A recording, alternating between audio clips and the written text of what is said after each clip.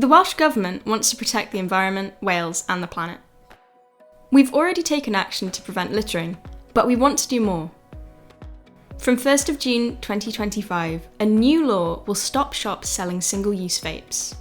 It will also mean businesses and people can't give away single-use vapes.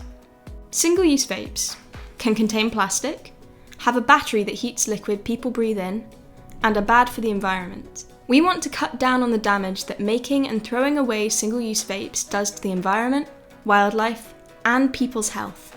They're difficult to recycle, so most of them end up in a waste tip. They break down to microplastics. Some vape batteries catch fire when damaged or crushed. Almost 5 million single-use vapes are thrown away a week. Banning them will make a big difference. What do you think? Answer the questions and let us know.